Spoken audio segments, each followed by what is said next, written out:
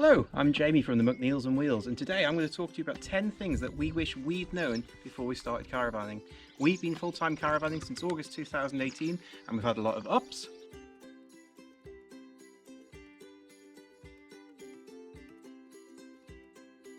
a lot of downs,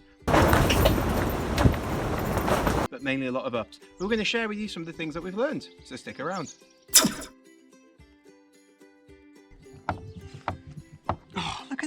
Look at this! Which absolute idiot did this by splitting the floor? Oh, well, yeah, for sure, actually, it was me. When we first got the caravan, it was ever so slightly out on one of the first pitches that we pitched up on. It was ever so slightly out, so I had the genius idea of just winding this leg up just a little bit more, just to even it out. Unfortunately, it revealed the rot in the floor, and that was the first lesson that we learned. You cannot level a caravan side to side using the legs. However, the only way you can level a caravan side to side is by using these, and these are wedges, and you basically put them behind or in front of the tyre of the caravan and then either pull the caravan onto them and stop when you get the right level, or you reverse the caravan up. They're not perfect. If the grass is wet, you sometimes don't have enough traction in your vehicle to pull the caravan onto them, but they do help to level the caravan side to side. So don't do as I did, level your caravan side to side only using chocks.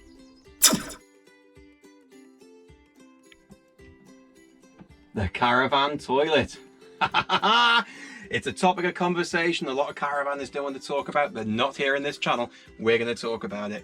You've probably seen in caravan and camping shops 2 types of toilet fluid, blue and pink, and maybe you've wondered, what are they for? We certainly didn't when we started caravanning, but today we're going to give you the bottom line, all about it. Right, so the blue, dead basic. The blue goes in the bottom of the tank, and I'm going to go outside in a minute and show you the bottom of the tank. And the pink goes in the top. What's the difference? Well, the blue's job is there to break down solid waste. If you put solid waste into this toilet, that blue chemical will help to break down the solids so that it's easier to empty. It's also got a deodorizer in it as well to make it smell a bit more pleasant. And the blue colour just kind of masks what's in there. Whereas the pink is a light antiseptic and a lubricant, so that when you pump the handle, it flushes lubricant into the toilet bowl to help things slide down into the hole a bit and makes it smell nice. Let's go and have a look outside.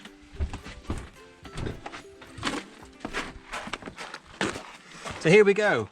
Outside the caravan, we've got the caravan toilet tank. This is where the blue chemical, the Alsan blue, goes. And in the top here, that is where the flush goes.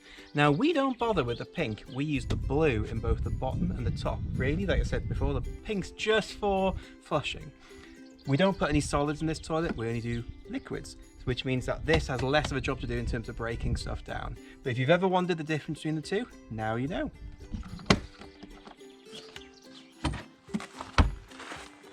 One of the top tips, just forgot to mention, getting the chemical into the top here is a bit tricky, right? Watering can is the thing that you need. Now, to get the chemical in here in the right mix, what I recommend you do, first off, pour enough blue chemical into there. You don't need loads, just a little bit. Pour it in first, and then add the water, okay, and top the tank right up. If you mix it in here, it's really sticky, it's really difficult to get out again. And if you use this to water plants, it's not going to help the plants. Okay, so top tip, only ever put water in here, pour enough chemical directly into there, and just use this to top it. All right? This next thing really gets on my nerves. If you passed your driving test after 1997, like we did, you do not have the same rights to tow as your parents and grandparents did. I'm not going to go into a huge amount of detail, I'm going to save that for another video. But let me just show you this. This is our 2015 Dacia Duster. It's a 1.5 diesel Dacia. This is our caravan. Together, we can tow these two things on a standard Category B license. Watch this, come with me.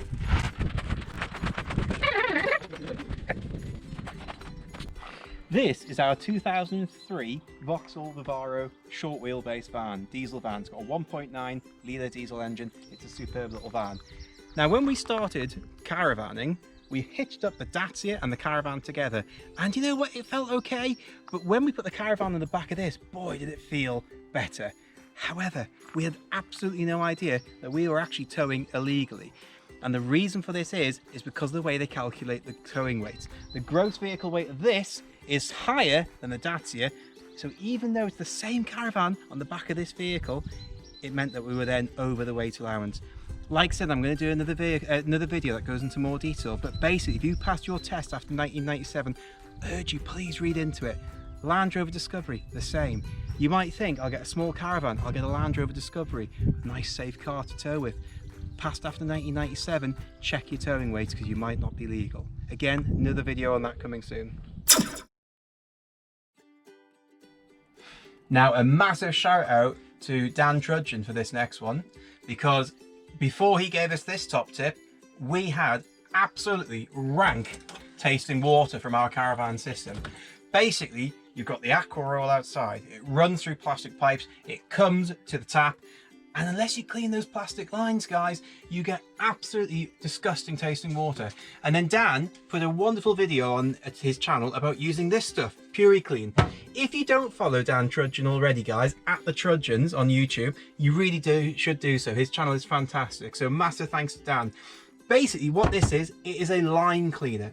You put it in the aqua roll in whatever dose it says, I can't remember, but a couple of scoopfuls of the powder, you shake the aqua roll up and then you pull it through to every single tap in your Caravan and you leave it to sit there and soak in the lines. And whilst it does so, it cleans out all the gunk and the grime and everything else that is in your lines, which means that your water actually tastes nice, whereas before ours tasted pretty gross.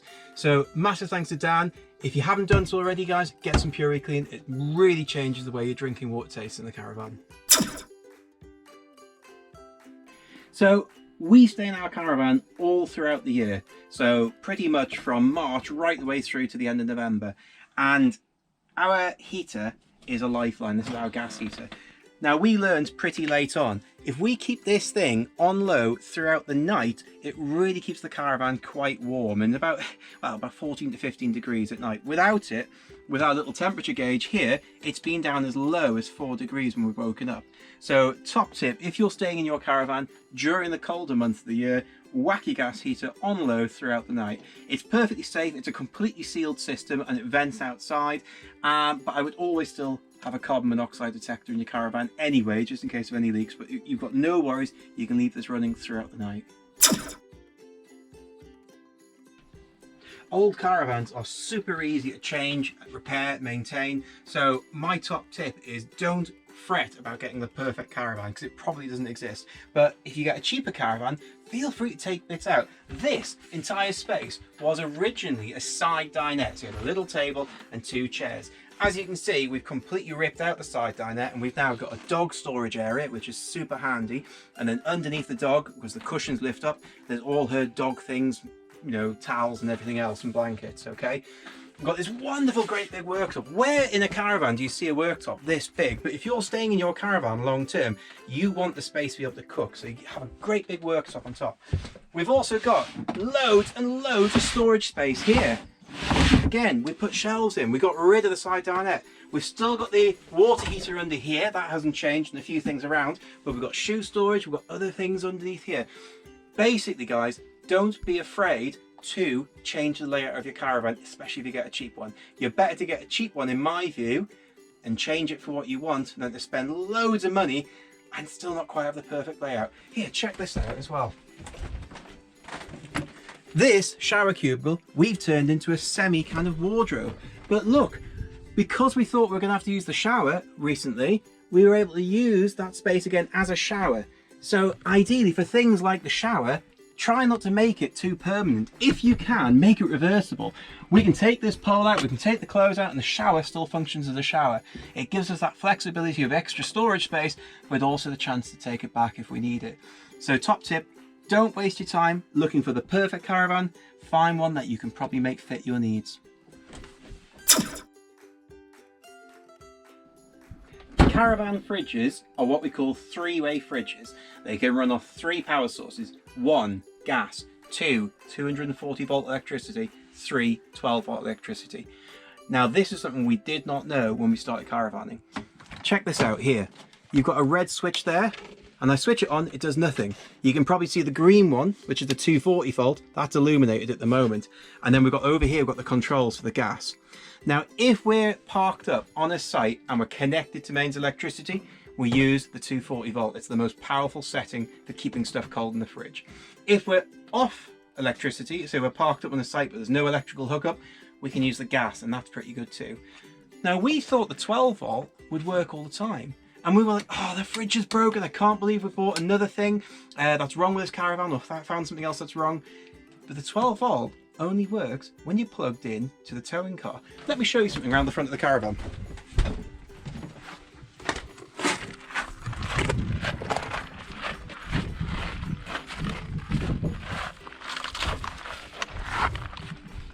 So you've got the connections here for your lights, okay? That's that one. Plugs into the back of the car, that's the one you see in all cars. Lots of cars have one plug in the back. Sometimes cars have a second plug in the back, and that's for this one. And this is a 12 volt supply going to the Caravan, which means that if you're getting set up at home, you can put your fridge on, you can plug it into your house electric, get the fridge really cold, get everything inside there really cold, and then plug this second plug onto the back of your car, and that will keep the fridge cold, but only whilst you're towing. Once you disconnect this, the 12 volt setting on the fridge doesn't work. And also be aware, I've been told that the 12 volt setting doesn't really bring the fridge down to cold temperatures, but it will maintain a cold temperature. So if you put a load of warm beers in at the start of your journey, they won't be cold by the end of it, but if you put cold beers in at the start of your journey, this will keep them cold so that when you get onto that camping pitch, you can have a nice cold beer to celebrate. All right.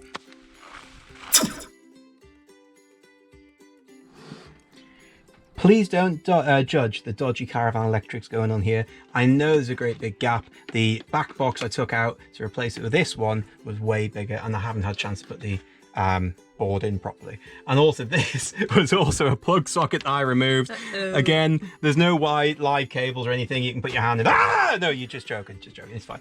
Right, I want to talk about Caravan blown air heating, okay?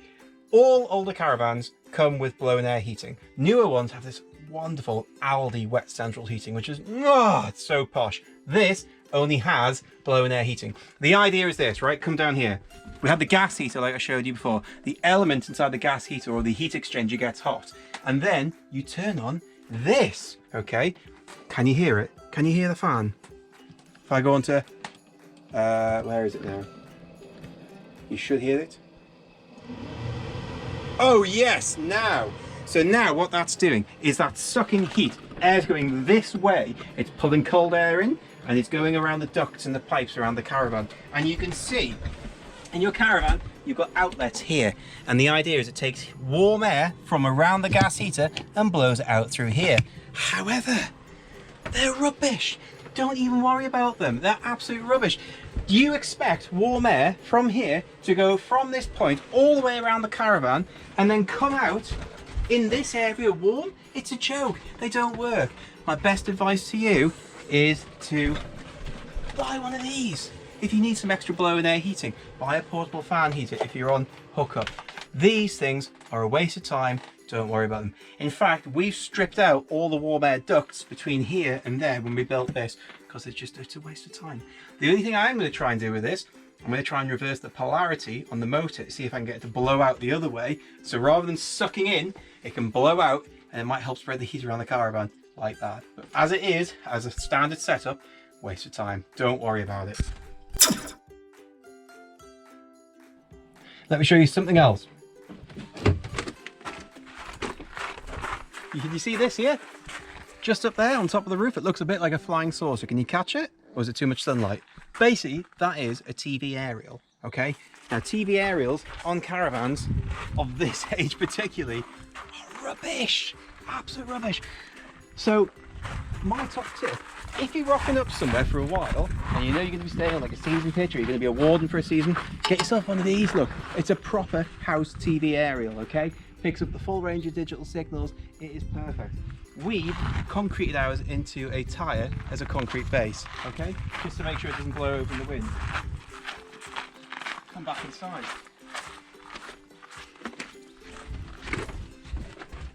Now, before we did all this, There was loads of TV points everywhere in the caravan. There was a TV point here. There's still a TV point down there. There was a TV point there. There was a TV point there. There was all over the place. And didn't matter which one we plugged into, none of them worked.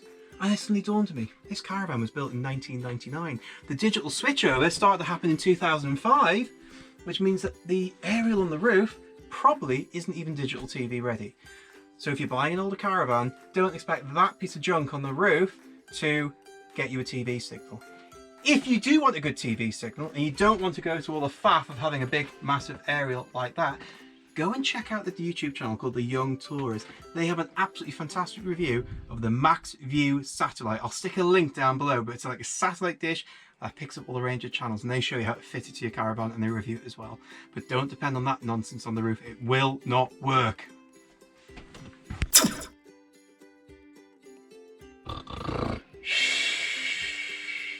Oh, hello. Friends, be aware, caravan beds are not the mattress of luxury you might expect, unless you're lucky enough to have a fixed bed caravan.